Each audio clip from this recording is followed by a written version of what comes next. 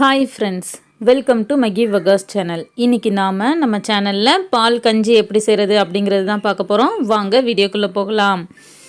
பால் கஞ்சி செய்கிறதுக்கு ஒரு அரை கப் அரிசி எடுத்து அதை கொஞ்சம் அரிசியை நல்லா ஹீட் பண்ணணும். அப்போ அரிசி கொஞ்சம் பொரிஞ்சு வரும். எல்லா அரிசியும் பொரிஞ்சு வரணும்னு அவசியம் இல்லை. ஒரு பாதி அரிசி பொரிஞ்சு வரும்போதே நம்ம ஸ்டாப் பண்ணிவிட்டு அரிசியை ஆற விடணும். அரிசி ஆறின பிறகு அதை மிக்சியில் போட்டு ஒரு ஓட்டி எடுத்தால் போதும். ஃபுல்லாக அதை நைஸாலாம் அரைக்கக்கூடாது. சும்மா ஒரு ஓட்டிட்டு அப்புறம் அந்த அரிசி வேகிற அளவுக்கு எப்போதும் நீங்கள் எவ்வளோ தண்ணி ஊற்றுவீங்களோ அந்த தண்ணியை விட எக்ஸ்ட்ராவாக தண்ணி விட்டு வேக விடணும்.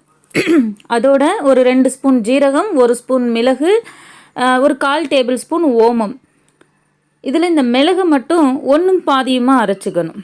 இப்போ இந்த 3ஐயும் ஜீரகம், மிளகு, ஓமம், அதோட தேவையான அளவு உப்பு, ஒரு 10-15 பூண்டு இதையும் போட்டு குக்கரை மூடி நீங்கள் எப்போது எவ்வளோ விசில் விடுவீங்களோ அதை விட எக்ஸ்ட்ரா விசில். இப்போ நீங்கள் 4 விசில் விட்டீங்க அப்படின்னா 5 விசில் 6 விசில் விடணும். தண்ணியும் எக்ஸ்ட்ரா விட்டுக்கணும். ஆனால் இப்போ நம்ம ஊற்றின தண்ணி போதுமான அளவாக இருக்காது. அதனால இன்னும் கொஞ்சம் எக்ஸ்ட்ரா தண்ணி விட்டு தண்ணியை கொதிக்க வச்சு அந்த தண்ணியை இந்த வெந்த சாதத்தில் போட்டு நல்லா அதை மிக்ஸ் பண்ணணும். இது நம்ம கஞ்சி தானே, ஸோ கஞ்சி மாதிரி இருக்கணும் இல்லையா, கொஞ்சம் தண்ணியாக இருக்கணும் இல்லையா. ஸோ அதனால தண்ணியை தனியாக கொதிக்க வச்சு அப்புறம் அந்த தண்ணியை அதில் விடுறோம். இந்த நாங்கள்லாம் சின்ன பிள்ளையாக இருக்கும்போது எங்கள் அம்மா அதை அந்த சோறு வடிப்பாங்கள்ல அந்த பானையில் செய்வாங்க. அப்போ தண்ணி நிறையாவே விட்டு செய்வாங்க. இது மாதிரி சுடு தண்ணியெலாம் ஊற்ற தேவை கிடையாது. இப்போ நான் குக்கரில் செய்கிறதுனால தண்ணியை கொதிக்க வச்சு இதில் திரும்ப விடுறேன். அவ்வளோதான். இது உடம்புக்கு ரொம்பவே நல்லது. இந்த ஜீரகம், மிளகு, ஓமம் இதெல்லாம் இருக்கிறதுனால நம்ம உடம்புக்கு ரொம்பவே நல்லது. சளி, காய்ச்சல், இருமல் அவங்கெல்லாம் அதெல்லாம் இருக்கிறவங்க இதை சாப்பிடும்போது ரொம்பவே நல்லது. அந்த சளி, இருமல் அதெல்லாம் சரியாகும். ஓமம் நம்ம உடம்புக்கு ரொம்பவே நல்லது தானே. ஓம வாட்டர் டெய்லி குடித்தா உடம்புக்கு ரொம்பவே நல்லது. இப்போது இது பாருங்கள், கொஞ்சம் நல்லாவே தண்ணி விட்டு கொதிக்க ஆரம்பிச்சிருச்சு. ஸோ ஆல்ரெடி இது வெந்த சாதம் தான். இதில் நான் சுடு தண்ணி ஊற்றுனனால கொதிக்க வச்சுருக்கேன்.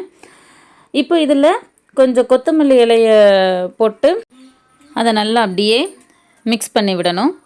அவ்வளோதான், பால் கஞ்சி ரெடி ஆயிடுச்சு. என்னடா இவ பால் கஞ்சின்னு சொல்கிறால, பாலையே காணமே அப்படின்னு நினைப்பீங்க. பாலுக்கு இதுக்கும் வேலையே இல்லையே அப்படின்னு நினைப்பீங்க. வாங்க அது என்னன்னு பார்க்கலாம். இந்த கஞ்சி ரெடியானதும் அதை நம்ம சாப்பிடும்போது காய்ச்சின பாலை இந்த கஞ்சியில் ஊற்றி நல்லா அதை மிக்ஸ் பண்ணிவிட்டு அப்புறம் நம்ம சாப்பிடணும். ரொம்ப நல்ல டேஸ்ட்டாக இருக்கும். இந்த பால் கஞ்சிக்கு பருப்பு துவையல் ஒரு நல்ல சைட் டிஷ்ஷாக இருக்கும். நம்ம சாப்பிடும்போது மட்டும்தான் பாலை ஆட் பண்ணணும். முன்னாடியே பாலை கலந்துலாம் வைக்கக்கூடாது.